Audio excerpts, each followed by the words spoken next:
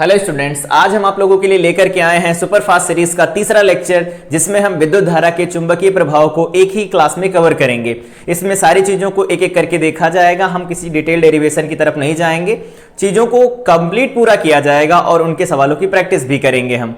ठीक है, तो ये कुल 8 नंबर में विद्युत धारा का चुंबकीय प्रभाव तथा पृथ्वी का चुंबकत्व मिला करके 8 नंबर में पूछा जाता है। तो आज इसका रिवीजन करते हैं। तो सबसे पहले स्टार्ट करते हैं हम लोग कि चुंबकीय क्षेत्र क्या होता है। तो सबसे पहले अगर बात किया जाए, यहां पर हम विद्युत धारा के चुंबकीय प्रभाव के बारे में बात कर रहे हैं, तो यहां पर हम लोग बात कर लेते हैं आर्स्टेड एक्सपेरिमेंट के बारे में। आर्स्टेड एक्सपेरिमेंट के बारे में अगर इनके प्रयोग के बारे में बात किया जाए, तो सबसे पहले इन्होंने ऑब्जर्व किया था, इन्होंने देखा था कि कोई धारावाही चालक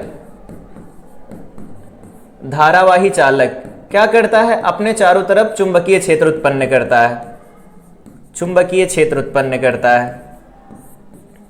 ये ऑब्जर्व कैसे किया था इन्होंने, तो इन्होंने क्या किया, एक धारावाही चालक लिया, उसके पास में एक चुंबकीय सुई रखी, और जब धारा प्रवाहित हो रही थी धारावाही चालक तार में, तो चुंबकीय सुई क्या हो रही थी, विक्षेपित हो रही थी।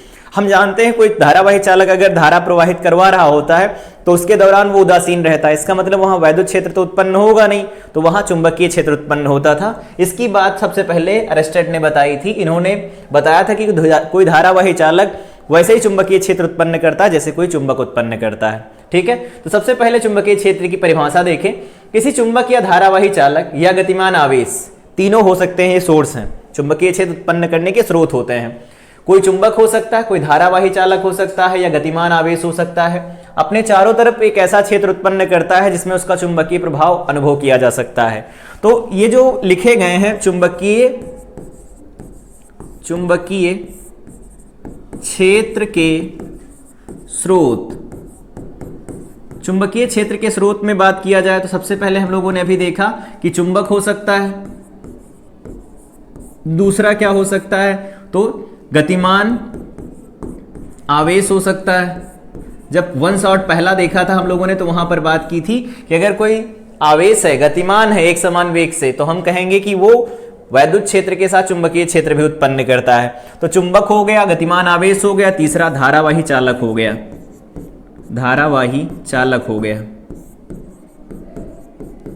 ये होते हैं चुंबकीय क्षेत्र के स्रोत। तो किसी चुंबक के चारों ओर का वह क्षेत्र, या किसी धारावाही चालक या किसी गतिमान आवेश के चारों ओर का वह क्षेत्र जिसमें उसका प्रभाव अनुभव किया जा सकता है, चुंबकीय प्रभाव को हम अनुभव कर सकते हैं, क्या कहलाता है, चुंबकीय क्षेत्र कहलाता है।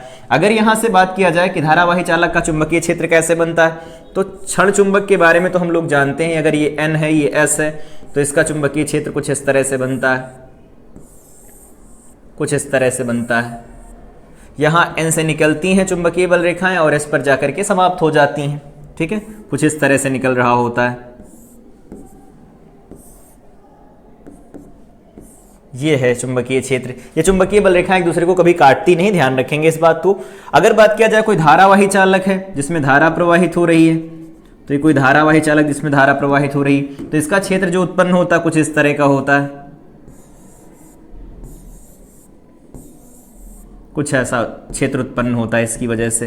तो ये हो गया धारावाही चालक के कारण उत्पन्न चुंबकीय क्षेत्र। ये हो गया किसी क्षण चुंबक के कारण उत्पन्न चुंबकीय क्षेत्र कैसा होता है। गतिमान आवेश भी अपने चारों तरफ एक क्षेत्र उत्पन्न करता है। ठीक है, और ये क्षेत्र उत्पन्न करता है, इसको अनुभव भी किया जा सकता है। अगर यहाँ इसमें कोई धारा प्रवाहित हो रही, यहाँ पर किसी आवेश को रखा जाए, फिर इसके तरफ किसी भी दिशा में गतिमान कराया जाए, इसके बगल रख करके, तो अगर इसके बगल रखकर हम गतिमान कराते तो हम जानते हैं कि UV sin थीटा का बल काम करता है। इसका मतलब ये धारावाही चालक चुंबकीय क्षेत्र अवश्य बनाता है, तो ये चुंबकीय क्षेत्र उत्पन्न करता है। तो ये जनरल इंट्रोडक्शन था कि चुंबकीय क्षेत्र क्या होता है। सबसे पहले धारावाही चालक के बारे में चुंबकीय क्षेत्र किसने बताया था, आर्स्टेड ने बताया था। चुंबकीय क्षेत्र के जो स्रोत होते हैं, चुंबक हो सकता है, गतिमान आवेश हो सकते, धारावाही चालक हो सकता है। धारावाही चालक का जो चुंबकीय क्षेत्र बनता है वो सर्कुलर बनता है, आगे देखेंगे इसकी दिशा कैसे निकाली जाती है, और ये क्षण चुंबक का चुंबकीय क्षेत्र होता है। अगर हम लोग आगे बढ़ें तो यहाँ पर है एक समान चुंबकीय क्षेत्र में आवेशित कण का पथ कैसा होता है। तो एक समान चुंबकीय क्षेत्र, यहाँ पर हम लोग चुंबकीय बल रेखाओं के बारे में डिटेल बात नहीं कर रहे हैं। एक समान चुंबकीय क्षेत्र बनाना है तो हम लोग बना लेते हैं। एक समान चुंबकीय क्षेत्र इस तरह से बनाया जाता है, बराबर बराबर लाइनें होती हैं और एक दिशा में जा रही होती हैं वो। तो ये हो गया एक समान चुंबकीय क्षेत्र। इसमें कोई आवेशित कण है, उस पर लगने वाला बल देखना है। तो अगर ये एक समान चुंबकीय क्षेत्र B इधर उत्पन्न किया गया है, B वेक्टर मान लेते हैं ये, तो इसके चारों तरफ अगर कोई आवेशित कण गतिमान हो या इसके अंदर कोई आवेशित कण गतिमान होगा, अब इस क्षेत्र के अंदर अगर कोई आवेशित कण अगर गतिमान होता है तो मान लेते हैं कि कोई आवेशित कण है, इसको v वेग से इसमें फेंक दिया गया ऊपर की तरफ, ठीक है, और ये कोण बना रहा है इस समय पर थीटा। तो अगर ये कोण थीटा बना रहा तो इस पर जो बल लगता है, क्यों आवेश है, v वेग से फेंका गया है b चुंबकीय क्षेत्र में थीटा कोण बनाते हुए, तो इस पर जो बल काम करता है F वेक्टर बराबर क्यों, यहां पर होता है v vector cross b vector. इस तरह से इतना बल काम करता है, जिसको हम स्केलर फॉर्म में लिखते हैं Q V B sine theta लिखा जाता है। इस तरह से हम लिखते हैं, ठीक है, ध्यान रखेंगे इस बात को। तो बल जो होता है Q V B sine theta होता है या क्यू वी क्रॉस बी से लिखा जाता है। अगर कोई एक समान चुंबकीय क्षेत्र है, उसमें थीटा कोण पर किसी आवेशित कण को प्रक्षेपित किया जाता है, फेंका जाता है, तो उसके ऊपर इतना बल काम करता है। अब यहां पर कंडीशन बात कर लेते हैं, पहला केस देख लेते हैं। केस पहला है जब थीटा की वैल्यू 0 हो, तो अगर थीटा की वैल्यू 0 डिग्री हो जाए, मतलब ये चुंबकीय क्षेत्र की दिशा में ही गतिमान होना शुरू हो जाए, तो इसके ऊपर कोई बल काम नहीं करेगा।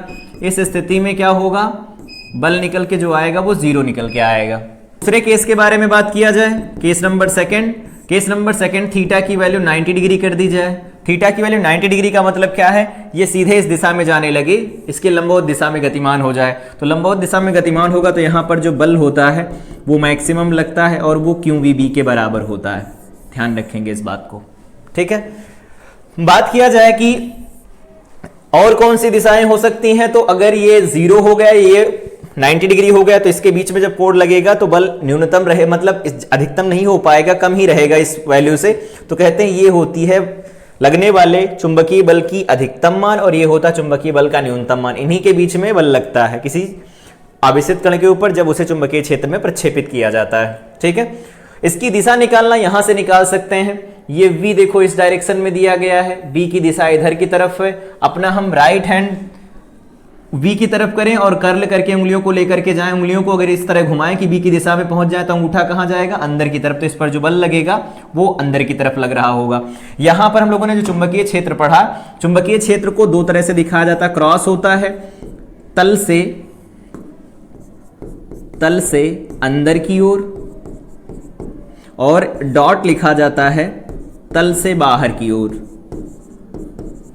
ठीक है। तो ये बात भी याद रख सकते हैं कि अगर कोई चुंबकीय क्षेत्र उत्पन्न है धारावाही चालक द्वारा, तो तल के अंदर की ओर, तल से बाहर की ओर कैसे देखा जा सकता है। दिशा भी देखते हैं कैसे निकाली जाती है। तो यहां पर हम लोगों ने क्या किया, इधर से इधर की तरफ उंगलियों को कर्ल किया, तो हमारा जो थंब जा रहा है, अंगूठा जो हमारा जा रहा है वो कहां जा रहा है, अंदर की ओर। तो इस पर बल कहां लगेगा, अंदर की ओर लगेगा, इसके ऊपर बल। आगे बात कर लेते हैं लारेंज बल क्या होता है। तो लारेंज बल अभी हम लोगों ने देखा था, F वेक्टर बराबर क्या होता है, क्यों, यहां पर लिखा v vector cross b vector, साथ में यहां पर आता है q इंटू e वेक्टर। तो जब किसी आवेशित कण को कंबाइन मतलब संयुक्त वैद्युत और चुंबकीय क्षेत्र में प्रक्षेपित किया जाता तो उसके ऊपर जो बल लगता है, इसी को हम क्या कहते हैं, लारेंज बल कहते हैं, लारेंज बल कहा जाता है, ठीक है। और जब ये दोनों बल बराबर होते हैं, यहां पर एक कंडीशन भी देख लेते हैं, जब यहां पर चुंबकीय बल मैग्नेटिक फील्ड बराबर हो जाए इलेक्ट्रिक फील्ड के, मैग्नीट्यूड वाइज बारे में हम बात कर रहे हैं, तो अगर जब बराबर हो जाएंगे दोनों, तो यहां से क्या लिखा जा सकता है, क्यू वी बी, यहां से sine theta is equal to क्या लिखा जा सकता है, तो यहां लिख सकते हैं क्यू ई के बराबर। तो यहां से देखा जा सकता है क्या निकल के आएगा, वी बी यहां पर साइन थीटा बन जाएगा इज इक्वल टू बन जाएगा ई के बराबर, ठीक है। इन जनरल अगर थीटा की वैल्यू 90 डिग्री पुट कर दी जाए, F theta is equal to 90 degree, तो थीटा की वैल्यू अगर 90 हो तो यहां से देखो V B is equal to E निकल के आएगा, या फिर v इज इक्वल टू लिखा जा सकता है e डिवाइडेड बाई बी। आगे जब वैद्युत चुंबकीय तरंगों के बारे में पढ़ा जाता है तो वहां पर हम लोग वेग लिखते हैं c बराबर ई नॉट बाई वी नॉट, ठीक है। तो ये वेलोसिटी सेलेक्टर का भी सिद्धांत होता है कि दोनों बल बराबर होते हैं तो कण सीधी रेखा में गतिमान होता है। तो जब भी कभी किसी कण पर लगने वाला वैद्युत बल चुंबकीय बल के बराबर होगा तो कण सीधी रेखा में चलेगा, ठीक है। आगे बायो-सैवर्ट के नियम के बारे में बात किया जाए तो बायो-सैवर्ट ने नियम दिया था कि अगर ये कोई धारावाही चालक तार है, इसमें धारा प्रवाहित हो रही है, इसमें धारा प्रवाह हो रहा है, मान लेते हैं धारा I प्रवाहित हो रही है। इसमें छोटा सा धारा अवयव लिया जाए, मान लेते हैं धारा अवयव है DL, धारा अवयव यहाँ लिख देते हैं, धारा अवयव ये सदिश होता है और धारा अवयव लिया किस दिशा में जाता है, तो धारा की दिशा में इसकी दिशा होती है, धारा की दिशा में। तो धारा की दिशा में अगर लिया जाएगा तो इसके कारण किसी बिंदु पर हमें चुंबकीय क्षेत्र ज्ञात करना हो, मान लेते हैं बिंदु P है, इसका पोजीशन वेक्टर दिया गया है R वेक्टर, और यहाँ से जो कोण बन रहा है वो थीटा बन रहा है। तो इस छोटे से धारा अवयव की वजह से जो चुंबकीय क्षेत्र उत्पन्न होता है dB वेक्टर बराबर उसे लिखा जाता है म्यू नॉट अपान 4 पाई, यहाँ पर लिखते हैं I, यहाँ लिखा जाता है DL vector cross R vector, और डिवाइडेड बाई में क्या लिखते हैं R क्यूब। ये फार्मूला होता है बायो-सैवर्ट के नियम का। किसी भी धारा के बहुत छोटे से लघु अवयव की वजह से जो चुंबकीय क्षेत्र उत्पन्न होता है उसे mu naught upon 4 pi I DL vector cross R vector upon R cube से लिखते हैं। यहाँ पर अगर बात किया जाए कि DL क्रॉस R को अगर ओपन कर दिया जाए तो यहाँ से लिख सकते हैं dB बराबर में वेक्टर था, इसका हम मैग्नीट्यूड लिख रहे हैं, तो ये लिखा जाएगा म्यू नॉट अपान 4 पाई, यहाँ लिख सकते हैं I, DL को DL लिखा जा सकता है, R लिख सकते हैं, इसे लिख सकते हैं साइन थीटा डिवाइडेड बाई में R क्यूब। एक R से एक R कैंसिल हो जाएगा तो ये क्या वैल्यू निकल के आएगी, dB वेक्टर का मॉड बराबर निकल के आएगा म्यू नॉट अपान 4 पाई, यहाँ पर लिखते हैं हम लोग I DL sine theta divided by में R स्क्वायर। ये फार्मूला काम करता है। तो ये हो गया अदिश रूप, इस तरह से हम लिखेंगे, और ये हो गया हमारे पास सदिश रूप। सदिश रूप इस तरह से काम करेगा, ठीक है। अब इसकी दिशा के बारे में बात कर लेते हैं कि चुंबकीय क्षेत्र की दिशा यहां से कैसे निकाली जाएगी। तो पहला तरीका ये है DL क्रॉस R से निकाल सकते हैं। DL कहाँ है, ऊपर की तरफ है, ये है DL वेक्टर ऊपर की तरफ। DL की तरफ में अपना राइट हैंड करें, उंगलियों को कर्ल करें जिधर चुंबकीय क्षेत्र की दिशा है, मतलब R वेक्टर की दिशा है, तो थंब कहाँ गया, अंदर की तरफ गया। इसका मतलब P पर जो चुंबकीय क्षेत्र आएगा वो अंदर की तरफ आएगा, ठीक है। तो दिशा ज्ञात करने के लिए कई सारे नियम हैं। सिंपल हम यहाँ पर एक नियम डिस्कस कर लेते हैं कि अगर धारा इधर दिशा में प्रवाहित हो रही है, अपने हम अंगूठे को करेंगे धारा की दिशा में, उंगलियों को घुमाएंगे, उंगलियां जिधर भी जाएंगी वहां पर होगी चुंबकीय क्षेत्र की दिशा। सबसे पहले देखते हैं, अंगूठा इस दिशा में करें, उंगलियां देखो इधर अंदर की तरफ जा रही, तो इधर अगर कोई बिंदु P है तो यहाँ पर चुंबकीय क्षेत्र अंदर की तरफ होगा। यहाँ पर कोई बिंदु Q है तो यहाँ से देखो उंगलियां बाहर की तरफ आएंगी, तो यहाँ पर चुंबकीय क्षेत्र बाहर की तरफ निकल के आएगा। तो इस तरह से चुंबकीय क्षेत्र की दिशा ज्ञात की जा सकती, वो अंदर भी हो सकती, बाहर भी हो सकती। तल के अंदर होगी तो क्रॉस से दिखाएंगे, तल से बाहर होगी तो वो डॉट से दिखाया जाएगा, ठीक है। आगे बात कर लेते हैं किसी धारावाही चालक तार के कारण उत्पन्न चुंबकीय क्षेत्र क्या होता है। तो सबसे पहले हम परिमित लंबाई के बारे में बात कर लेते हैं। यहां से लंबवत दूरी दे रखी है, मान लेते हैं लंबवत दूरी d है, और इसमें जो धारा प्रवाह हो रहा है वो I है, ठीक है। यहाँ पर जो एंगल बन रहा है उसे हम θ2 लिख लेते हैं, और ये एंगल कितना है, θ1 है।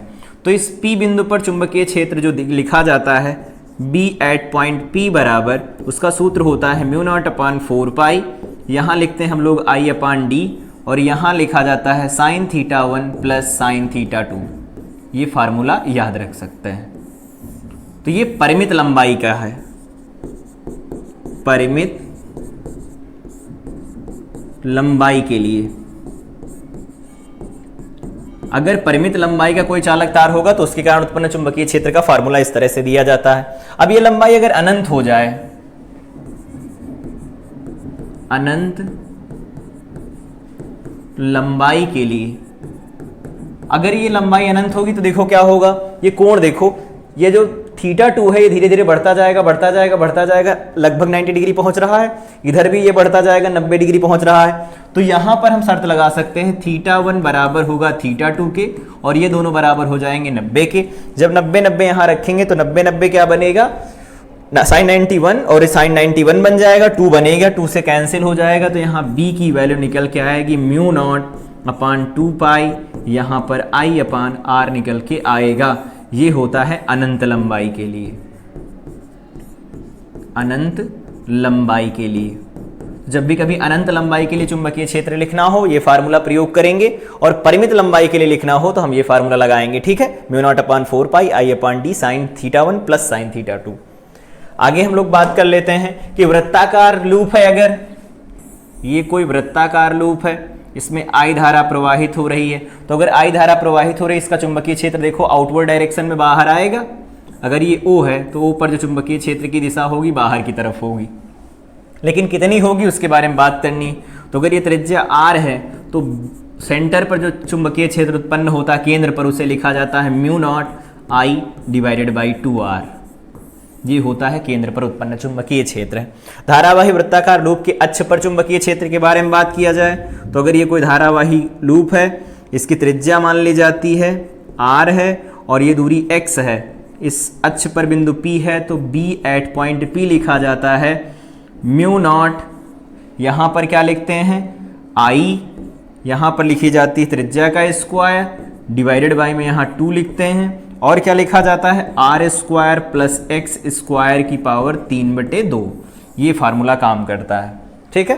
तो अक्ष पर लिखेंगे तो mu naught I R square divided by 2 R square plus x square की पावर 3/2। अगर फेरों की संख्या दी गई होगी तो इसे n से गुणा करा लेंगे, ठीक है। एक ही फेरा होगा तो हम ये डायरेक्ट फार्मूला यूज करेंगे, n होगी फेरों की संख्या तो n से गुणा करा के लिखा जाएगा। दिशा हम लोगों ने पहले देख ही ली है। आगे बढ़ लेते हैं। एम्पियर का नियम क्या है? तो एम्पियर का नियम ये बताता है किसी बंद पथ के अनुदिश अगर हम चलते हैं तो चुंबकीय क्षेत्र B का रेखीय समाकलन पथ द्वारा घिरी कुल धारा का म्यू नॉट गुना होता है। इसका मतलब ये है कि close integral B vector dot dl vector बराबर क्या होता है म्यू नॉट I इनक्लोज्ड, ठीक है। इसको अगर हम लोग प्रूफ करके देखें तो कैसे देख सकते हैं? मान लेते हैं ये कोई कंडक्टिंग वायर है, अनंत लंबाई का चालक है, यहाँ पर एक हम लूप ले लेते हैं जिसकी त्रिज्या क्या है R दे रखी है। तो हम लोग B डॉट dl अगर लिखें तो यहाँ से क्या निकल के आएगा close integral B vector dot dl vector. तो इसे लिख सकते हैं B तो B है, ठीक है, डॉट dl तो B dl बनेगा, यहाँ पर B dl, यहाँ पर कॉज आएगा B और dl के बीच में। तो अगर यहाँ पर एक छोटा सा एलिमेंट लिया जाए, यहाँ पर छोटा सा एलिमेंट लिया जाए dl, तो ये dl आएगा इसी दिशा में और चुंबकीय क्षेत्र भी इसी दिशा में होगा, क्योंकि यहाँ पर अगर हम राइट हैंड थंब देखें यहाँ रखें तो उंगलियां अंदर जा रही हैं तो चुंबकीय क्षेत्र अंदर बनेगा और ये dl भी अंदर की तरफ जाएगा तो कोण इनके बीच में आएगा 0 डिग्री। तो यहाँ से b तो नियत रहेगा, b नियत रहेगा तो dl का करेंगे हम समाकलन, तो यहाँ आ जाएगा b इंटू dl की वैल्यू क्या होती है, तो dl का मतलब होता है पूरा इसकी लंबाई, तो पूरी लंबाई क्या होती परिधि के बराबर 2πr। अब अगर अनंत लंबाई का है ये तो यहाँ अनंत लंबाई की शर्त रख दी जाए तो म्यू नॉट अपान 2π, यहाँ पर होता है I अपान R, इंटू में यहाँ क्या लिखेंगे 2πr, कैंसिल होकर क्या आएगा म्यू नॉट I निकल के आएगा, जो कि ये एम्पियर का नियम है। तो इस तरह से इसे प्रूफ भी किया जा सकता है और अनंत लंबाई के धारावाही चालक का मान भी इसकी सहायता से हम निकाल सकते हैं। याद रखेंगे सीधी प्रणालिका के कारण उत्पन्न चुंबकीय क्षेत्र, अगर कोई प्रणालिका है उसके कारण क्षेत्र निकालना चाहते हैं तो प्रणालिका देखो बनती कैसे है, ये ऐसा हो गया। अब इसमें चालक तार लपेट दिए जाएं,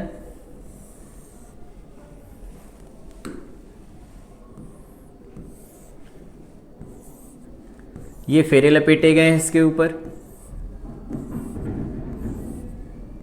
ये फेरे लपेटे गए हैं, इसमें से धारा प्रवेश कर रही है, इधर से धारा वापस आ रही, तो ये N सिरा बनता है और ये S सिरा बनता है। एक धारावाही प्रणालिका दंड चुंबक की तरह व्यवहार करती है, ठीक है।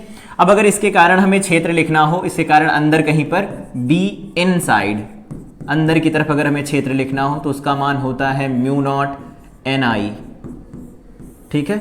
यहाँ पर N क्या होते हैं, ये होते हैं प्रति एकांक लंबाई में फेरों की संख्या, प्रति एकांक लंबाई में फेरों की संख्या, I है धारा, म्यू नॉट क्या है निर्वात की चुंबकशीलता, ठीक है। अगर B एंड पॉइंट पर निकाला जाए किनारों पर तो वो होता है mu not NI divided by 2। ध्यान रखेंगे कभी ये लगाना पड़े तो लगा सकते हैं, अंदर म्यू नॉट NI रहेगा लेकिन एंड पर किनारे की तरफ म्यू नॉट NI बाई 2 रहता है। टोराइड के कारण उत्पन्न चुंबकीय क्षेत्र कैसे होगा, तो टोराइड के कारण अगर हम चुंबकीय क्षेत्र बनाएं तो कैसा बनेगा, ये हो गई इसकी रेडियस। अब इसमें हम कुछ तार लपेट देते हैं, ये ऐसा बनेगा, ये है प्रणाली टोराइड, अंतहीन प्रणालिका ही टोराइड कहलाती है। तो अगर इसमें I धारा प्रवाहित हो रही है और इसकी जो माध्य त्रिज्या है वो R है, तो हम यहाँ से कहते हैं जो B बनेगा इसके अंदर होगा, देखो यहाँ अंदर भी बराबर 0 होगा, बाहर भी बराबर 0 होगा, सिर्फ अंदर वाले स्थान पर B आएगा और वो कितना होगा, तो वो लिखा जाता है म्यू नॉट NI। ठीक है, इसको ऐसे भी लिख देते हैं, म्यू नॉट n का मतलब अगर कुल फेरों की संख्या n है तो यहाँ पर 2 पाई r लिख सकते हैं, कैपिटल R है तो कैपिटल R लिख सकते हैं, इनटू I। ये निकल के आता है किसी टोराइड की वजह से चुंबकीय क्षेत्र। तो टोराइड का हो गया, प्रणालिका का हो गया, और इससे पहले हम लोगों ने देख लिया था धारावाही लूप के केंद्र पर उत्पन्न चुंबकीय क्षेत्र, अक्ष पर कितना चुंबकीय क्षेत्र उत्पन्न होता है, परिमित लंबाई और अपरिमित लंबाई का अगर चालक होता था कितना चुंबकीय क्षेत्र उत्पन्न करता था। चुंबकीय क्षेत्र में आवेशित कण की गति के बारे में बात कर लेते हैं। तो यहाँ पर 3 अलग अलग केस के बारे में हम लोग बात करते हैं। केस नंबर पहला केस क्या है कि अगर चुंबकीय क्षेत्र में लंबवत प्रवेश करें, चलो थीटा की वैल्यू हम लोग 0 रख लेते हैं, ये है एक समान चुंबकीय क्षेत्र, और कोई कण है आवेशित कण जो इसी दिशा में जा रहा है विवेक से, क्यों आवेश लेकर के ये बी उत्पन्न किया गया है। तो हम जानते हैं यहाँ पर जो बल लगता है वो बराबर 0 होता है, क्यों, क्योंकि क्यों वी बी साइन थीटा में थीटा की वैल्यू 0 रखोगे तो बल 0 आएगा। तो यहाँ पर पथ कैसा होगा, पथ होगा सरल रेखीय, क्योंकि कोई बल नहीं लगेगा तो जैसे जा रहा होगा चला जाएगा। दूसरे केस के बारे में बात किया जाए, केस नंबर सेकंड केस क्या कहता है, सेकंड केस कहता है कि अगर थीटा की वैल्यू 90 डिग्री रख दी जाए, तो थीटा अगर 90 होगा तो इसका क्या मीनिंग है, इसका मीनिंग है कि चुंबकीय क्षेत्र मान लेते हैं अपवर्ड डायरेक्शन में है, ये ऐसा। तो चुंबकीय क्षेत्र अगर अपवर्ड डायरेक्शन में होगा, 90 डिग्री कोण बना करके भेजा जाता है, तो ये एक वृत्ताकार पथ पर गतिमान होता है। तो क्यों आवेश है तो वृत्ताकार पथ पर चलेगा। अगर वृत्ताकार पथ की त्रिज्या r है तो यहां से हम कह सकते हैं इस पर जो बल लगता है mv²/r, या फिर कैपिटल R लिखना चाहे कैपिटल R लिख सकते हैं, स्मॉल r लिखने।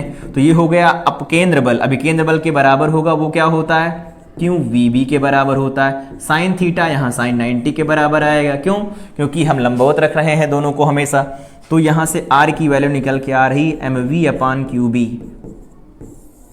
आवर्तकाल के बारे में बात करें तो आवर्तकाल की निकल के आता है 2πm/qb, ये भी याद रख सकते हैं। तो आवर्तकाल हो गया, त्रिज्या हो गई, निकाल के याद रखेंगे। आवृत्ति निकालनी हो इसका उल्टा करके निकाल सकते हैं। तीसरा केस जो मेन है वो डिस्कस कर लेते हैं। मेन केस क्या है, केस नंबर थर्ड केस में क्या है, थीटा की वैल्यू ≠ 0 डिग्री है या यहाँ पर 90 डिग्री है, इसके अलावा थीटा की कुछ भी वैल्यू है। तो थीटा की वैल्यू अगर कुछ भी है तो यहाँ पर क्या होगा, जैसे यहाँ पर ये b है और इसकी दिशा में इधर भेजा जाता है, या फिर हम लोग इनको बदल लेते हैं, इधर है b और इधर v वेग से इसे फेंका जाता है। तो अगर इसके 2 घटक किए जाएं तो एक घटक इधर आएगा, इधर अगर ये थीटा एंगल है तो ये v होगा तो v cos थीटा लिखा जाएगा, अपवर्ड में क्या होगा v साइन थीटा लिखा जाएगा। v cos थीटा इसे आगे लेकर के जाएगा, v साइन थीटा इसे क्या करेगा, वृत्ताकार पथ पर घुमाएगा, तो पथ यहाँ पर सर्पिलाकार मिलेगा। यहाँ पर सबसे ज़्यादा बात इंपॉर्टेंट होती है, r बराबर अगर लिखा जाए तो r बराबर क्या होगा, तो यहाँ से लिखेंगे m इंटू v, v कौन ले जा रहा है इसे वृत्ताकार पथ पर, तो यहाँ लिखेंगे v साइन थीटा और डिवाइडेड बाई में क्या बनेगा, mv/q इंटू b, ऐसा लिख सकते हैं वृत्ताकार पथ की त्रिज्या। यहाँ पर एक टर्म आता है जिसे हम कहते हैं पथ की पिच। तो पिच बराबर क्या होता है, तो वेग क्या है, v cos थीटा है जो इसे आगे बढ़ा रहा है, और इनटू में क्या लिखेंगे हम, टाइम पीरियड t लिखा जाएगा। t तो बदलेगा नहीं, तो यहाँ से पिच निकल के आएगी v cos theta into 2πm divided by q into b। तो ये पथ की पिच होती है, ये होती है r वृत्ताकार पथ की त्रिज्या। और यहाँ पर कण सर्पिलाकार पथ पर गतिमान होता है, सर्पिलाकार या फिर हेलिकल पाथ होता है, कुंडलिनीकार पथ होता है। यहाँ पर वृत्ताकार पथ होता है और यहाँ पर सरल रेखीय पथ होता है। तो तीनों अलग अलग केस हम लोगों ने डिस्कस कर लिए। आगे बढ़ते हैं, देखते हैं कि 2 धारावाही समांतर चालक तार रखे जाते हैं तो उनके बीच बल कैसे काम करता है। तो एक पहला चालक तार ये हो गया, दूसरा ये हो गया। इसमें धारा बह रही है I1, इसमें धारा बह रही है I2, ठीक है। अब अगर इसकी वजह से यहाँ पर चुंबकीय क्षेत्र लिखा जाए तो कितना लिखा जाएगा, और पहले दिशा देख लेते हैं।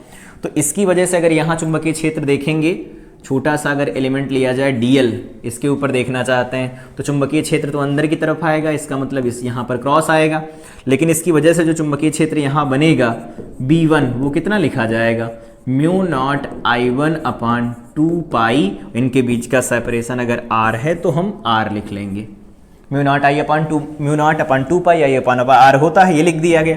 अब इस छोटे से भाग पर बल निकालना हो तो यहाँ पर dF छोटा सा बल होगा बराबर, तो हम इसे लिख सकते हैं I, तो I मतलब I2, B का मतलब लिखा जाए तो B लिख सकते हैं, B हमारे पास B1 होगा, I B L, L मतलब DL, साइन थीटा तो साइन 90 है ही यहाँ, DL देखो क्या हाँ ऊपर की तरफ, B अंदर की तरफ, 90 का कोण आएगा, तो यहाँ से लिख सकते हैं DF बाई DL बराबर में क्या लिखेंगे, तो इसे लिखा जा सकता है म्यू नॉट अपान 2 पाई, यहाँ पर बन जाएगा I1 I2 divided by R, ये हमारे पास फार्मूला निकल के आएगा बल का। अब यहाँ पर करना क्या है, I1 I2 को I के बराबर और उसको 1 के बराबर कर दिया जाए, R का मान 1 कर दिया जाए, तो कहते हैं कि 1 एम्पियर धारा यहाँ पर प्रवाहित होती है। तो 1 एम्पियर की परिभाषा अगर लिखना हो तो 1 एम्पियर विद्युत धारा वह धारा है जो निर्वात या वायु में 1 मीटर की दूरी पर स्थित समांतर धारावाही चालकों में प्रवाहित होने पर उसकी प्रति एकांक लंबाई पर 2 × 10⁻⁷ न्यूटन का बल आरोपित करती है। तो ये परिभाषा भी याद रख सकते हैं, फार्मूला भी याद रखेंगे। कभी कभी इस फार्मूले को ऐसे लिखा जाता है F by L is equal to mu naught upon 2 pi, यहाँ पर लिख देते हैं I1 I2 divided by R, 2 से मल्टीप्लाई डिवाइड करके भी इस फार्मूले को लिखा जा सकता है, तो ऐसे लिख लेते हैं म्यू नॉट अपान 4 पाई, यहाँ पर लिख देते हैं 2 I1 I2 divided by R। तो कोई भी फार्मूला कैसे भी काम लेना हो ले सकते हैं हम, ठीक है। तो ये आगे देख लेते हैं कि अगर 2 आवेश हैं, यहाँ पर देखते हैं एक आवेश यहाँ है, दूसरा आवेश यहाँ है, इसको इधर भेजा गया V1 वेग से और इधर इसे भेजा गया V2 वेग से, आवेश इसका Q1 है, इसका Q2 है, इनके बीच का सेपरेशन R दे रखा है। तो यहाँ पर जो इनके बीच में बल काम करता है चुंबकीय बल, वो लिखा जाता है म्यू नॉट अपान 4 पाई, यहाँ पर लिखते हैं Q1 Q2 V1 V2 divided by में क्या लिखेंगे R², इस तरह से लिखा जाता है इनके बीच में लगने वाला चुंबकीय बल। आगे देखते हैं कि एक समान चुंबकीय क्षेत्र में अगर कोई धारावाही कुंडली लूप या स्थित हो तो उस पर कितना बल काम करता है, उसके ऊपर लगने वाला बल और उसका बलाघूर्ण कैसे लिखा जाता है, तो उसके बारे में बात करते हैं। सबसे पहले यहाँ पर हम लोग डायरेक्ट फार्मूला यूज करते हैं, टाउ बराबर निकल के आता है यहाँ पर NIAB साइन थीटा, ये फार्मूला निकल के आता है बलाघूर्ण का, ठीक है। इसमें n क्या होता है, तो जो भी कुंडली होगी यहाँ लिखना चाहें तो लिख सकते हैं, कुंडली में फेरों की संख्या, कुंडली में फेरों की संख्या, फेरों की संख्या, दूसरा I क्या है, कुंडली में धारा, कुंडली में धारा, अगला पॉइंट B क्या है, चुंबकीय क्षेत्र, और थीटा क्या होता है, तो थीटा होता है चुंबकीय क्षेत्र और इसके लूप के तल के मध्य का कोण, जो कि यहाँ पर देखो थीटा लिखा गया है। मान लेते किसी समय थीटा कोण बन रहा तो उस समय पर इस पर बलाघूर्ण जो काम करता है वो हम टाउ बराबर NIAB साइन थीटा लिखते हैं। यहाँ पर I इंटू A जो होता है इसको लिखा जाता है कैपिटल M, और इसे कहते हैं क्या है, चुंबकीय द्विध्रुव आघूर्ण, चुंबकीय द्विध्रुव आघूर्ण। जैसे वहां पर वैद्युत द्विध्रुव आघूर्ण होता है वैसे यहाँ चुंबकीय द्विध्रुव आघूर्ण होता है, चुंबकीय द्विध्रुव आघूर्ण हो गया। मात्रक यहाँ से देख सकते हैं I इंटू A, तो एम्पियर मीटर स्क्वायर निकल के आएगा।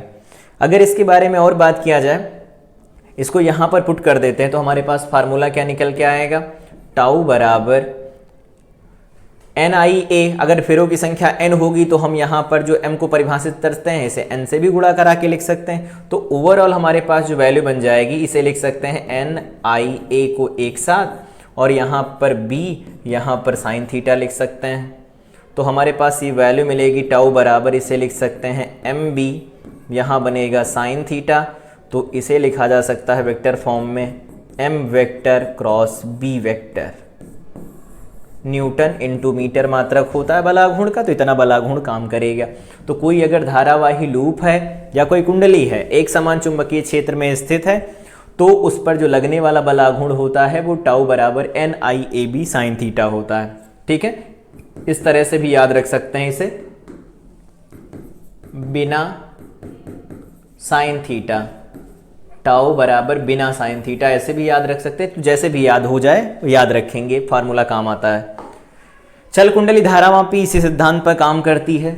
यहां पर सबसे पहले देखें तो चल कुंडली धारामापी में क्या किया जाता है, सबसे पहले एक दो ध्रुव चुंबक होते हैं N और S, इसमें एक आयताकार कुंडली को लटकाया जाता है जिसमें बाहर से एल्यूमिनियम फ्रेम लगा होता है, आयरन की क्रोड होती है, उसके ऊपर तांबे के तार लपेटे गए होते हैं और इनको दो टर्मिनल से क्या करते हैं, बांधा जाता है और फिर ये इसके अंदर रहती। तो हम जानते हैं कोई कुंडली अगर यहां पर देखा भी कि कोई कुंडली अगर एक समान चुंबकीय क्षेत्र के अंदर स्थित है तो उस पर बल काम करता है और उस पर अगर बल काम कर रहा होगा तो वो बल लाघूर्ण से घूमेगी और घूमेगी। तो यहां पर हम कह सकते हैं टाउ जो चुंबकीय क्षेत्र उत्पन्न करेगा वो कितना निकल के आएगा, बिना साइन थीटा, अभी हम लोगों ने देखा।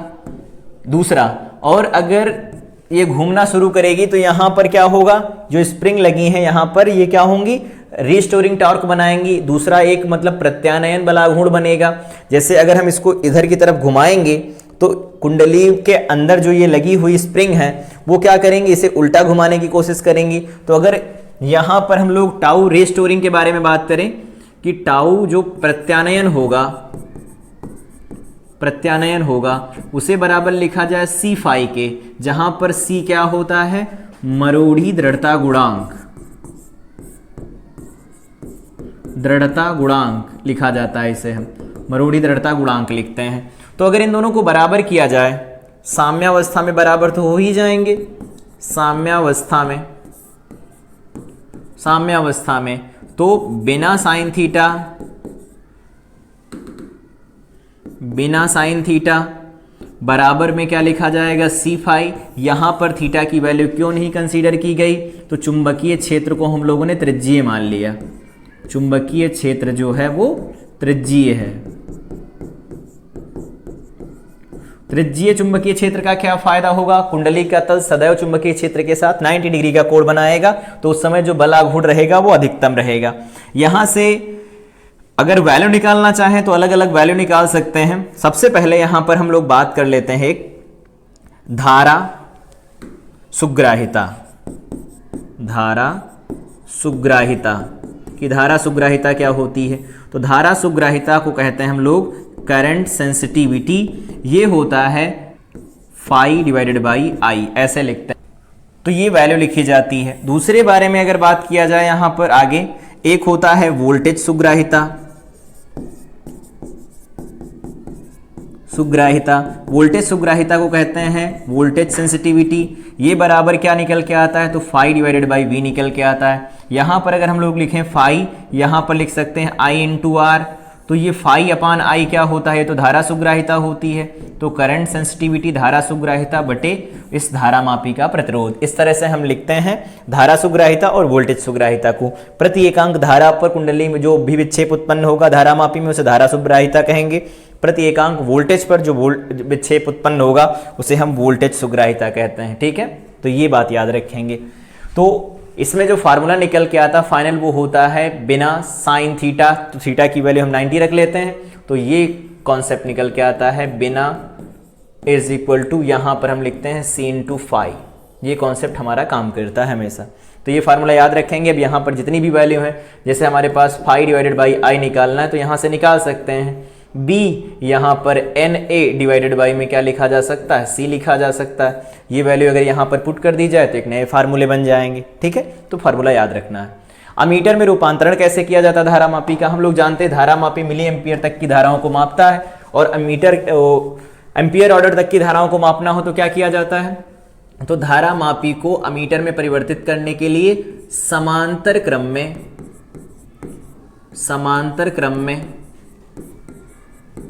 में एक अल्प प्रतिरोध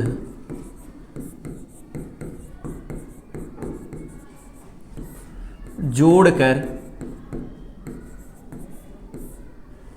अमीटर में परिवर्तित करते हैं। अमीटर में परिवर्तित करते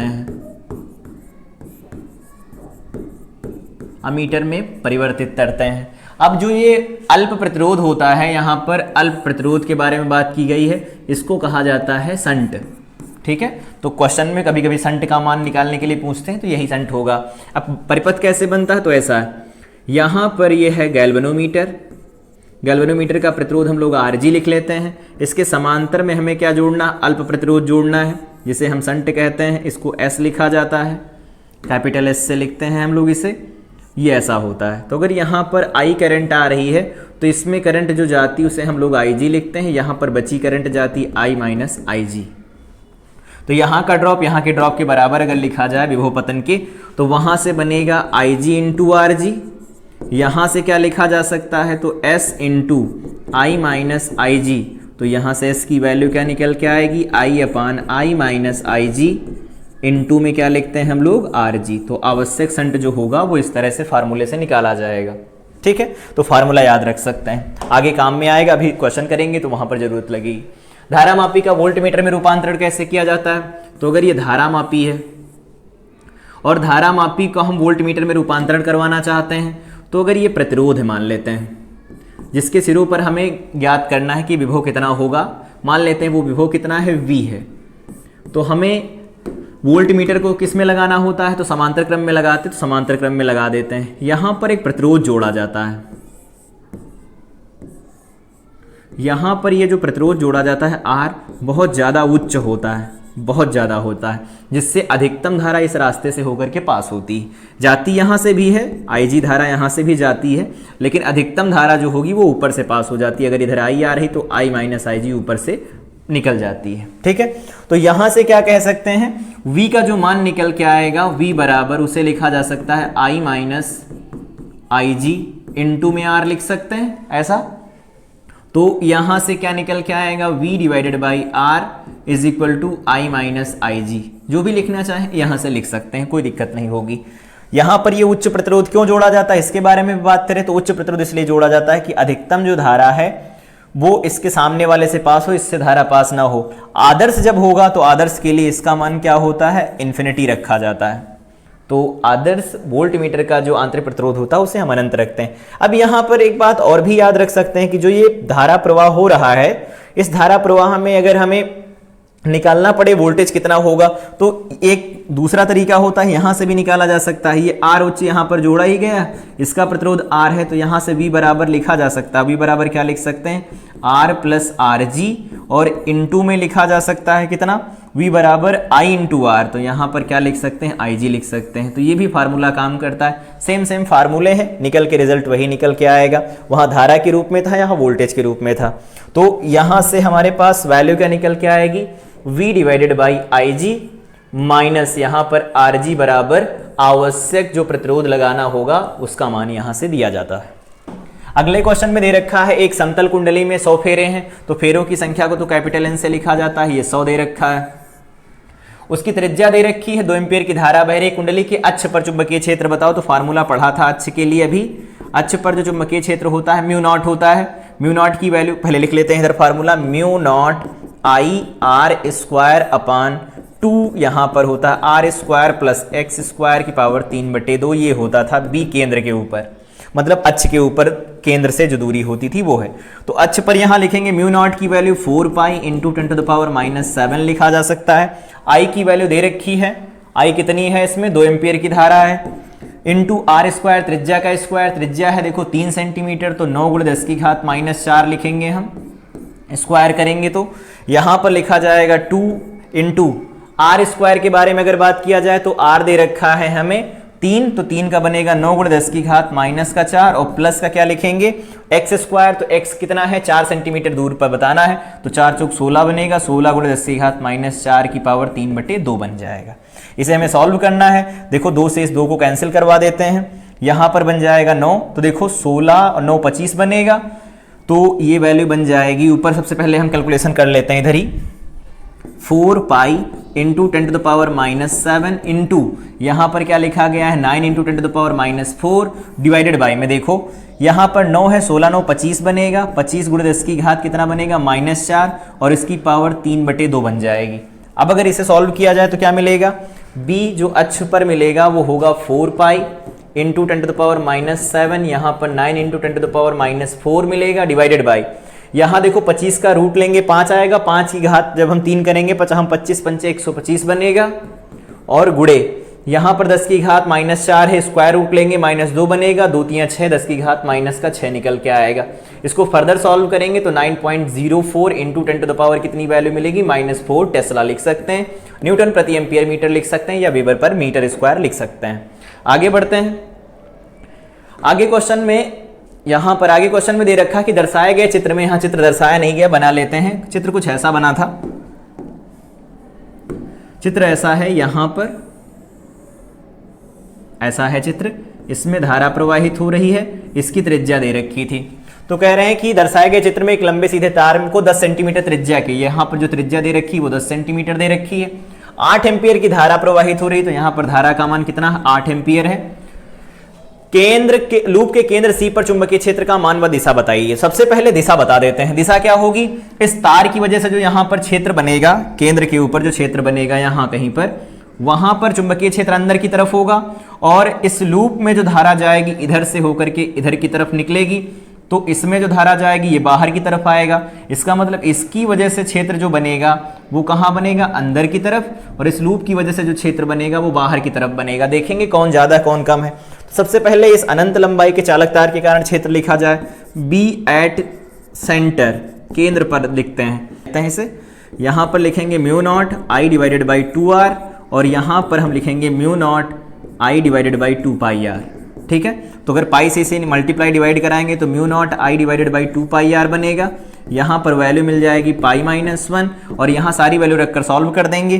तो म्यू नॉट अपॉन 2π, 2 से नीचे मल्टीप्लाई डिवाइड करा लेते हैं, तो ये बन जाएगा 4π, ये वैल्यू बन जाएगी 10⁻⁻7, अगर हम 2 से मल्टीप्लाई डिवाइड करवा लेते हैं, और यहाँ बनेगा 2i/r, तो 2 इंटू आई की वैल्यू कितनी है 8, आर की वैल्यू कितनी निकल के आएगी, तो ये दे रखा है 10 सेंटीमीटर, तो यहाँ से दूरी भी 10 सेंटीमीटर आएगी, तो 10 सेंटीमीटर गुणे 10 की घात कितना बनेगा, -2 बन जाएगा, और यहाँ ब्रैकेट में लिखेंगे हम π-1। इसे फॉरवर्ड सॉल्व किया जाएगा, आगे की तरफ सॉल्व करेंगे जो फर्दर, तो मिलेगा 3.42 गुणे 10 की घात -5। बताना था ये कि दिशा किधर की तरफ होगी। तो हम लोगों ने देखा कि जो क्षेत्र बना रहा है लूप का जो क्षेत्र है वो ज्यादा है, और जो अनंत लंबाई का चालक तार उसका क्षेत्र कम है, तो यहाँ पर जो चुंबकीय क्षेत्र की दिशा होगी वो बाहर की तरफ आएगी, लूप की वजह से जो बनेगा उसकी दिशा में होगा। आगे कह रहे हैं एक इलेक्ट्रॉन वृत्ताकार कक्षा में इतने चक्कर प्रति सेकंड से घूम रहा है, तो यहाँ पर आवृत्ति दे रखी है, तो आवृत्ति n बराबर क्या है, 9 गुणे 6 गुणे 10 की घात 6 चक्कर प्रति सेकंड दे रखा है। तुल्य समतुल्य धारा कितनी बनती है, तो हम लोगों ने पढ़ा था कि अगर धारा निकालनी होती तो हम लोग लिखते थे QV/2πr, ये डायरेक्ट फार्मूला लगाते हैं। तो क्यों हमें दे रखा है, इलेक्ट्रॉन का होता है 1.6 इंटू 10⁻⁻19। V कितने से चल रहा है, तो V नहीं दिया इस बार। यहां पर क्या होता है, ये हम जानते हैं कि जो T लिखा जाता है उसे लिखते हैं हम 2πr/v, और 1/T लिखें तो इसे लिखा जाता है V/2πr।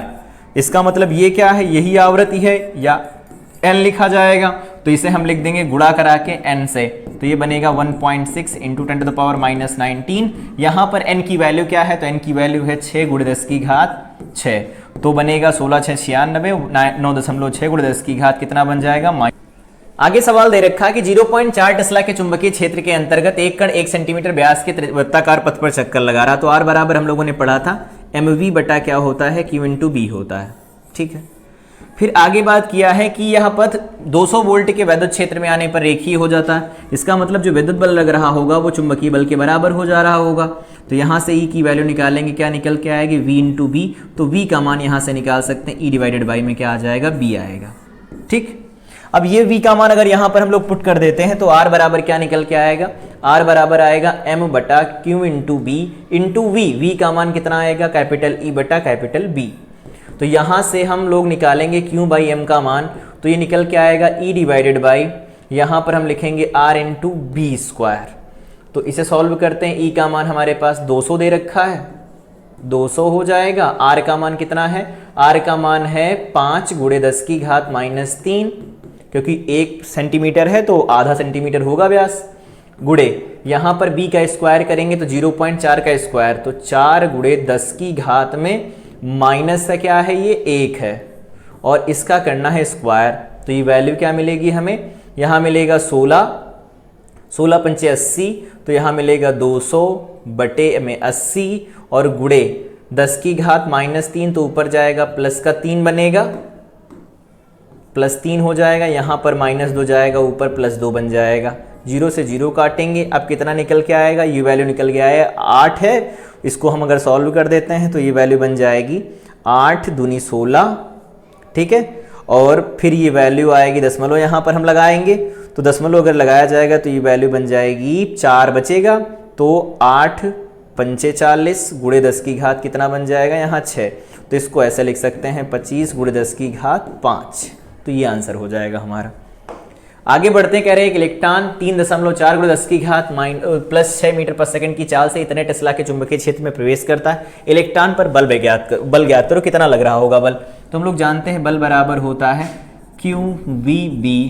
यहाँ पर साइन थीटा की वैल्यू तो 1 ही हो गई क्योंकि लंबवत कह दिया है। तो क्यों है इलेक्ट्रॉन -19, V कितने से चल रहा है, तो वो है 3.4 गुणे 10 की घात 6 मीटर पर सेकेंड।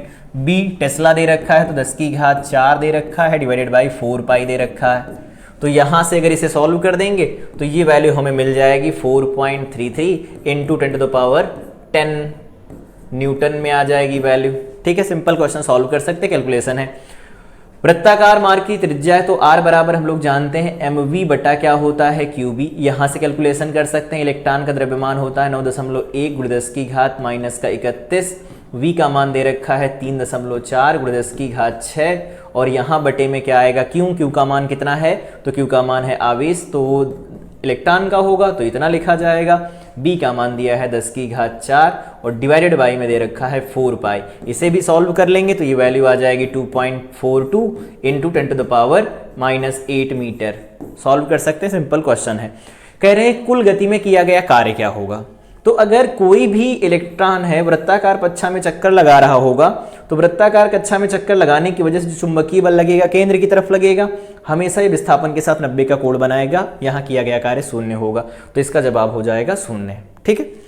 अगला सवाल दे रखा 100 फेरों वाली एक कुंडली है जिसका क्षेत्रफल हमें दे रखा है। कह रहे हैं कि ये 1 वेबर पर मीटर स्क्वायर के चुंबकीय क्षेत्र में रखी गई है, यहाँ पर रखी गई है ये। यदि कुंडली में 0.2 एम्पीयर की धारा प्रवाहित हो, तो सबसे पहले हम लोग बल आघूर्ण का फार्मूला ही लिख लेते हैं। टाउ बराबर क्या होता है, बिना साइन थीटा, याद हो गया होगा। तो टाउ बराबर होता है बिना साइन थीटा। साइन थीटा यहाँ पर हम 90 रखेंगे। रीजन क्या है, कह रहे कुंडली का जो तल है वो चुंबकीय क्षेत्र के समांतर है। तो मान लेते चुंबकीय क्षेत्र ऊर्ध्वाधर ऊपर की तरफ है, तो कुंडली का तल अगर समांतर, तो कुंडली ऐसे रखी जाएगी तो इसका क्षेत्रफल सदिश इधर तरफ आएगा, तो दोनों के बीच 90 का कोण बनेगा। तो B का मान दे रखा है 1, धारा बह रही 0.2 एम्पीयर की, इसमें फेरों की संख्या दे रखी है 100 गुणे, यहाँ पर क्षेत्रफल बनेगा 15 गुणे 10 की घात -2 बनेगा, यहाँ पर 10 गुणे 10 की घात -2 बनेगा, हो गए मीटर स्क्वायर। अब अगर इनको सॉल्व कर दिया जाए तो देखो यहाँ पर लिखा है 0.2, इसे हम 0.2 लिख देते हैं। यहाँ पर 10 की घात इसे हम 2 लिख देते हैं। ये 15 गुणे 10 है और यहाँ पर ये 10 की घात -4 लिख दिया जाए, ठीक है। तो इन सब पावर को अगर एडजस्ट करें तो देखो 2 पावर यहाँ है और 1 पावर यहाँ आएगी, ठीक है। और ये 15 को जब हम इससे गुणा कराएंगे 1 पावर और बनेगी, चारों पावर कैंसिल हो जाएंगी। ये वैल्यू कितनी बन जाएगी, तो ये वैल्यू बन जाएगी 3 न्यूटन इंटू मीटर। ये आंसर हो गया। अगले सवाल की तरफ बढ़ते हैं। क्वेश्चन कह रहे हैं कि एक धारा मापी का प्रतिरोध 5 ओम दे रखा है। तो धारा मापी का प्रतिरोध हम RG से लिखते हैं। ये कितना दिया गया है, 5 ओम दिया गया है। अधिकतम धारा जो इसमें जा सकती है, IG का मान होता है जो अधिकतम धारा जाती तो 1.5 एम्पीयर है। कह रहे हैं धारा भेजनी कितनी है, तो कह रहे हैं धारा भेजनी है I बराबर हमारे पास ये 6 एम्पीयर की धारा आ रही है, इसको भेजना है इसके अंदर। तो अमीटर में कैसे बदला जाएगा, पाठ्यांक बताओ। तो हम लोगों ने अभी फार्मूला पढ़ा कि IG इंटू में क्या होता है, S होता है।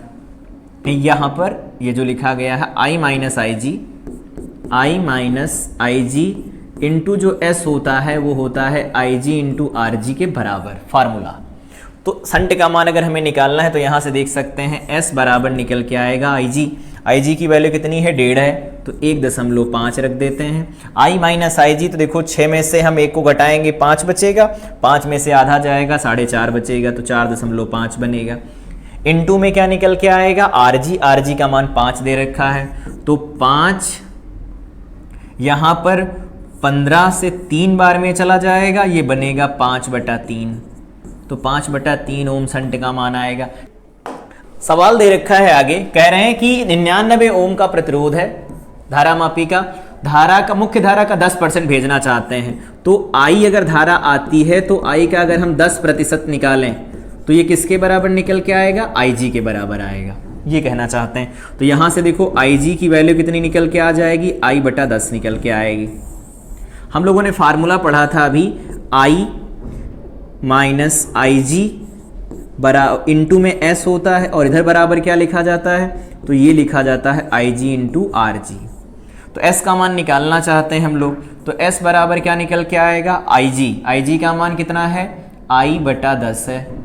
यहाँ पर होगा I माइनस IG, तो I/10 निकल के आएगा। इनटू में यहाँ क्या लिखेंगे, RG, तो 99 लिख देते हैं। I से I कटेगा, 10 से 10 कट जाएगा, यहाँ 1/9 बचेगा और 99 बचेगा। 11 9 99 होता है, तो 11 ओम आ जाएगा इसका प्रतिरोध। आगे सवाल में क्या दे रखा है, तो आगे हम लोग कुछ छोटी छोटी परिभाषाएं देख लेते हैं, जैसे चुंबकीय द्विध्रुव का आघूर्ण क्या होता है। तो अगर ये कोई परमानेंट मैग्नेट है, इसका ये N सिरा है, इसका ये S सिरा है, तो यहाँ N और S के बीच की जो लंबाई है अगर उसे हम 2L लिख देते हैं, तो इसकी ध्रुव सामर्थ्य M है माइनस M, इसकी ध्रुव सामर्थ्य प्लस M, तो यहाँ पर चुंबकीय आघूर्ण जो लिखा जाता है M इंटू 2L लिखा जाता है, जैसे वहाँ Q इंटू 2L लिखते थे। इसका मात्रक क्या होता है, तो हम लोगों ने पढ़ा था अभी, एम्पियर मीटर स्क्वायर लिखा जाता है इसका मात्रक, ठीक है। चुंबकन तीव्रता क्या है, तो चुंबकीय पदार्थ के एकांक आयतन में उपस्थित जो चुंबकीय आघूर्ण होता है, मतलब जो M/V लिखा जाता है, इसे हम चुंबकन क्षेत्र की तीव्रता कहते हैं, इसे हम I से डिनोट करते हैं, ठीक है। तो अगर यहाँ से वैल्यू लिखी जाए M की वैल्यू, तो M की वैल्यू हम लोगों ने अभी पढ़ा, M इंटू क्या लिखते हैं, 2L लिखा जाता है, और यहाँ पर आयतन लिखा जाए तो एरिया इंटू लंबाई 2L लिख सकते हैं, तो ये बन जाएगा M/, में A बनेगा यहाँ पर। इसे हम क्या कहते हैं, ध्रुव सामर्थ्य कहते हैं, ध्रुव सामर्थ्य कहा जाता है, और यहाँ A जो होता है ये क्षेत्रफल लिखा जाता है। तो ध्रुव सामर्थ्य हो गई और ये क्षेत्रफल हो गया। आगे बढ़ते हैं, आगे है डेफिनेशन चुंबकन क्षेत्र की तीव्रता। तो अगर कोई बाह्य चुंबकीय पदार्थ, अगर कोई चुंबकीय पदार्थ उसे बाह्य चुंबकीय क्षेत्र की उपस्थिति में रखा जाता है, तो उसके अंदर जो चुंबकीय क्षेत्र का मान होता है, बाहर से जो चुंबकीय क्षेत्र लगाया जाता है उसकी तुलना में बढ़ जाता है। मतलब बाहर का जो चुंबकीय क्षेत्र होता है और अंदर जो चुंबकीय क्षेत्र फिर से उत्पन्न होता है पदार्थ के चुंबकन के कारण, उसके बारे में अगर बात की जा रही होती तो वहां पर हम परिभाषित करते हैं चुंबकन क्षेत्र की तीव्रता, उसे हम H से डिनोट करते हैं, B/μ0 - 1 लिखा जाता है, ठीक है। फार्मूला याद रख सकते हैं। चुंबकशीलता के बारे में बात करें तो चुंबकशीलता क्या होती, पदार्थ के अंदर जो चुंबकीय प्रेरण उत्पन्न होता है B, और चुंबकन क्षेत्र की तीव्रता जो यहाँ पर हम लोगों ने अभी पढ़ा, चुंबकन क्षेत्र की तीव्रता जो H होती है उसके बारे में, अनुपात को हम चुंबकशीलता म्यू कहते हैं। तो अगर यहाँ लिखा जाए किसी चुंबक के अंदर चुंबकीय प्रेरण B और डिवाइडेड बाय में क्या लिखेंगे हम, तो तथा चुंबक H का मान जो निकल के आता है उसे हम म्यू के बराबर लिखते हैं। और यहाँ पर एक बात याद रखना चाहें, μr बराबर होता है μ/μ0,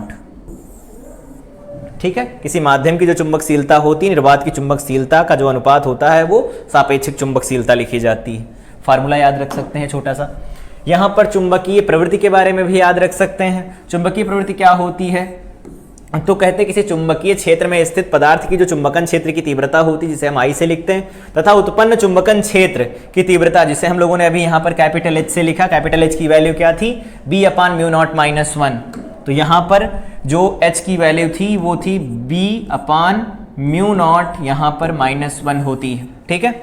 और यहाँ पर एक दूसरा भी फार्मूला हम लोगों ने देखा I का, यहाँ पर इधर था अभी I का फार्मूला, वो क्या होता है, M/V होता है। ये सारे मान जब यहाँ पर रखे जाते हैं तो फाइनल फार्मूला निकल के आता है, वो उतना हमें याद नहीं रखना, बस ये याद रख सकते हैं कि जो काई M होता है, इसे काई पढ़ते काई M, वो I/H लिखा जाता है और H की वैल्यू B/μ0 - 1 लिखी जाती है, ठीक है। इसे कहते हैं चुंबकीय प्रवृत्ति किसी पदार्थ के लिए परिभाषित होती है, किसी चुंबकीय पदार्थ के लिए परिभाषित होती है। यहाँ पर पृथ्वी के चुंबकीय क्षेत्र के बारे में बात किया जाए, पृथ्वी के चुंबकीय क्षेत्र के अवयव क्या क्या होते हैं। तो सबसे पहले यहाँ पर हम बात कर लेते हैं कि ये जो तल यहाँ पर बना हुआ है, इस तल को कहा जाता है चुंबकीय, यहाँ पर इसे हम कहते हैं यामोत्तर, यामोत्तर कहा जाता है, ठीक है। और इसे हम कहते हैं भौगोलिक यामोत्तर, भौगोलिक यामोत्तर, भौगोलिक यामोत्तर। इन दोनों के बीच में जो कोण बनता है इसे कहते हैं हम दिक्पात का कोण, दिक्पात का कोण कहा जाता है। दूसरी बात ये देखो यहां पर चुंबकीय जो उत्तरी ध्रुव है, चुंबकीय उत्तरी ध्रुव, उत्तरी ध्रुव जो चुंबकीय उत्तरी ध्रुव लिया जाता है, इसके बीच में जो ये परिणामी चुंबकीय क्षेत्र होता है पृथ्वी का, वो जो कोण बनाता है इसे हम कहते हैं नतिकोण या नमन कोण, नतिकोण या इसी को कहा जाता है नमन कोण, ये भी ध्यान रख सकते हैं। अब यहां पर अगर ये 20 दिशा में आता है तो अगर इससे घटक किए जाएं तो क्या मिलेंगे, एक घटक इधर मिलेगा जो ऊर्ध्वाधर घटक होगा BV, और एक घटक मिलेगा इधर BH, ये BH इधर मिलेगा हमें, जिसे हम कहते हैं क्षैतिज घटक। अगर इनके मान लिखे जाए यहां पर तो क्या लिखे जा सकते हैं, देखो सबसे पहले अगर हम लिखें BV तो इसे लिखा जा सकता है B, यहां पर हम लोग लिख सकते हैं cos थीटा, यहां पर BV में sin थीटा आएगा, ये B sin थीटा आएगा। रीजन क्या है, क्योंकि थीटा जो है या फिर डेल जो लिखा गया है यहां पर, ये डेल जो लिखा गया है नतिकोण, वो किसके साथ बन रहा है, तो BH के साथ में बन रहा, तो इसके साथ थीटा लिखेंगे, और इसके साथ जो लिखा जाएगा यहां पर BH तो उसे लिखा जाएगा B, यहां पर हम cos डेल लिख देंगे, या cos थीटा होगा तो cos थीटा लिख देंगे। यहां पर एक फार्मूला और याद रखते हैं कि जो B होता है वो रूट के अंदर इनका स्क्वायर करके जोड़ देते हैं, तो BV का स्क्वायर प्लस BH का स्क्वायर क्षैतिज और ऊर्ध्वाधर घटकों के वर्गों का योग का वर्गमूल होता है। अब अगर यहां से बात किया जाए tan थीटा या tan डेल की वैल्यू, तो tan डेल की वैल्यू या नतिकोण की वैल्यू जो होती है उसे क्या लिखेंगे, तो tan डेल जो निकल के आएगा वो कितना होगा, BV डिवाइडेड बाय में क्या लिख सकते हैं, BH लिख सकते हैं। इसका फार्मूला ऐसे भी काम करता है, कभी कभी हम लोग इसे BV लिख देते हैं, और यहां पर अगर हम BH लिखें तो यहां से देखो BH क्या निकल के आएगा, B स्क्वायर माइनस BV का स्क्वायर का अंडर रूट, या इसे ऐसे भी लिखा जा सकता है B स्क्वायर माइनस BH के स्क्वायर का अंडर रूट डिवाइडेड बाई में यहाँ क्या लिख सकते हैं, BH लिख सकते हैं। तो कैसे भी फार्मूले को बदला जा सकता है, यही दो मेन फार्मूले होते हैं जो काम करते हैं पृथ्वी के चुंबकीय क्षेत्र को परिभाषित करने के लिए। तो इस फिगर से हम लोगों ने समझ लिया कि दिक्पात का कोण क्या होता है, तो भौगोलिक उत्तरी ध्रुव और यहां पर जो चुंबकीय नॉर्थ पोल बनाता है, या ये ऐसा कह लेते हैं भौगोलिक यामोत्तर और चुंबकीय यामोत्तर के बीच का जो कोण होता है उसे दिक्पात का कोण कहते हैं। अगर चुंबकीय सुई लटकाई जाती है किसी भी चुंबकीय क्षेत्र के अंदर, पृथ्वी के चुंबकीय क्षेत्र के अंदर के बारे में विशेष बात कर रहे हैं, तो यहां पर ये जो ये यहाँ पर मैग्नेटिक नॉर्थ होता है जो चुंबकीय या उत्तरी ध्रुव होता है, इसके साथ जो ये कोण बनाती है इसे हम कहते हैं नतिकोण, या फिर हम इसे नमन कोण कहते हैं। यहाँ पर ये घटक हो गए, ये ऊर्ध्वाधर घटक होता है, ये क्षैतिज घटक होता है, इनका परिणामी इधर की तरफ आता है। डेल लिखा जा सकता है, कभी कभी डेल ना लिख करके यहाँ पर फाई लिख देते हैं, या फिर थीटा लिख सकते हैं, कोई भी लिखा जा सकता है वैल्यू।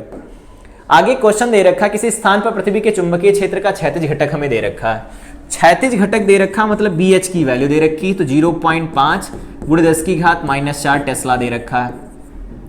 कह रहे हैं नमन कोण का मान दे रखा, नमन कोण अभी हम लोगों ने पढ़ा डेल से लिखा जाता है, थीटा से, जैसा लिखना चाहें 45 डिग्री लिख सकते हैं। कह रहे हैं ऊर्ध्वाधर घटक बताओ, तो हम लोगों ने अभी पढ़ा tan डेल बराबर क्या होता है, BV डिवाइडेड बाई BH। यहां से देखो tan 45 का मान 1 होता है, तो यहां पर BV बाई BH निकल के आएगा, तो दोनों बराबर हो जाएंगे। तो जितना घटक ये आ रहा है क्षैतिज, उतना ही घटक ऊर्ध्वाधर निकल के आएगा। ठीक है, एक कॉन्सेप्ट यहां पर और देख लेते हैं कि जब कोई इलेक्ट्रॉन अर्ध त्रिज्या के वृत्ताकार पथ पर गतिमान होता है तो उसका चुंबकीय आघूर्ण कैसे लिखा जाता है। ऐसा अगर ये पथ है, यहां पर I धारा प्रवाहित हो रही है इलेक्ट्रॉन के सापेक्ष, तो इसे हम क्या लिखेंगे, QV डिवाइडेड बाई 2πr लिखा जाता है। और इसके कारण अगर केंद्र पर हमें चुंबकीय क्षेत्र लिखना हो तो हम जानते हैं B बराबर होता है μ0I डिवाइडेड बाई 2r। तो μ0 हम यहाँ पर लिख देंगे, यहाँ पर लिख देंगे हम 2r। I की वैल्यू क्या लिख सकते हैं, तो QV डिवाइडेड बाई में 2πr लिख सकते हैं। अब हम जानते हैं कि जो m निकाला जाता है, m बराबर होता है I इंटू a।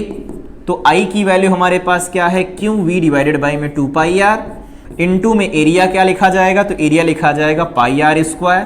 तो अगर यहाँ से देखेंगे तो पाई से पाई कैंसिल हो रहा है, एक आर से एक आर कैंसिल हो रहा है, तो QVr अपॉन 2 लिखा जाता है। अगर इलेक्ट्रॉन के आवेश के साथ इसे हम प्रतिस्थापित कर दें तो EVR/2 लिखा जाता है। तो इतना चुंबकीय आघूर्ण बनता है।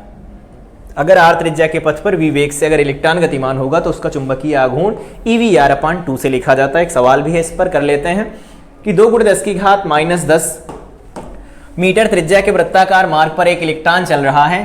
कह रहे हैं मार्ग में उत्पन्न चुंबकीय क्षेत्र, तो B बराबर अभी हम लोगों ने निकाला EV, चुंबकीय क्षेत्र बताना है हमें, तो चुंबकीय क्षेत्र का मान क्या लिखा अभी, B बराबर यहां पर निकल के क्या आ रहा है, μ0/2r, μ0/2r, यहां पर क्या लिख सकते हैं I, तो μ0I/2r होता है और I को क्या लिखा जाता है, तो I का हमारा फार्मूला है QV/2πr।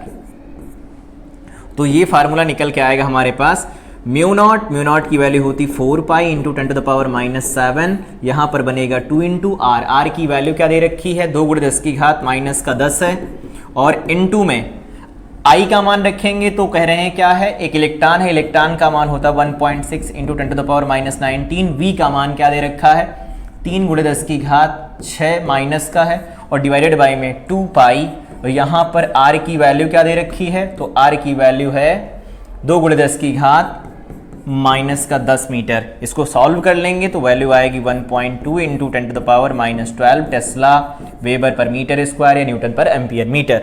तो ये सिंपल क्वेश्चन है, ऐसे बनते हैं, सॉल्व कर सकते हैं। तो कंप्लीट थियरी और यहाँ पर कुछ न्यूमेरिकल जो हम लोगों को लगाने थे वो हम लोगों ने सॉल्व कर दिए। ये कंप्लीट वन शॉट था जो यूपी बोर्ड में कुल 8 नंबर में पूछा जाता है। तो इन सवालों की प्रैक्टिस करके पेपर में जाएं और अपने अधिकतम से अधिकतम स्कोर को प्राप्त करें। ठीक है, उम्मीद करते हैं कि यह सेशन समझ में आया होगा। मिलते हैं अगले वन शॉट में जिसमें हम विद्युत चुंबकीय प्रेरण और प्रत्यावर्ती धारा के साथ विद्युत चुंबकीय तरंगों को डिस्कस कर रहे होंगे। Till then wish you all the best.